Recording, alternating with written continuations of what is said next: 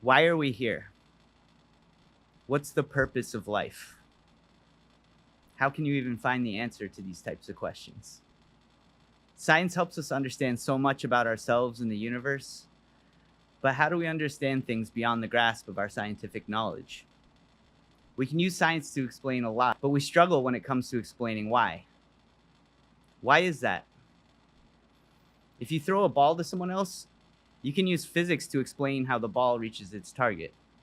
You exert a force on the mass of the ball with your arm and release it at a certain angle to overcome the acceleration of gravity. Then the ball follows a certain arc from your arm until it reaches its target. This explanation is great, and it can be useful. It helps us to understand some aspects of the world we live in, but it doesn't explain why we would throw a ball in the first place. This is how science works. If you ask a question why, it can only give you the answer to how. Science can be extremely useful, but I think it behooves us to understand its limitations. When you throw a ball, do you need to run a physics calculation to tell you how to get it to your target? Would having this information even be useful in accomplishing your goal? Probably not. In this case, your experience and practice throwing the ball would be much more helpful than any data or calculations you could run. Somehow your brain and body are able to use all of the information from past experiences, and this allows you to throw the ball to your target consistently. Eventually, we'll probably be able to use neuroscience to tell us exactly how we can do this too, but it still won't tell us why. This is the limit of science.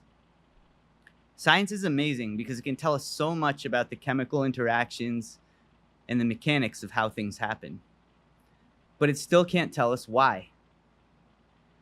This is because the question why implies intention. Is the question why even important? I would argue that it's of utmost importance because it gives meaning to everything we do. If you can throw a ball and reach your target, that's great. But why did you throw the ball in the first place? Were you playing a relaxing game of catch in the yard with a child? Or were you throwing a touchdown pass in the Super Bowl? These are two totally different reasons for why you would throw a ball. The context matters, and it adds a different meaning in each situation. This helps us understand why we would throw a ball in the first place. Is this type of understanding any less important to our lives than the scientific explanations of why or how it works?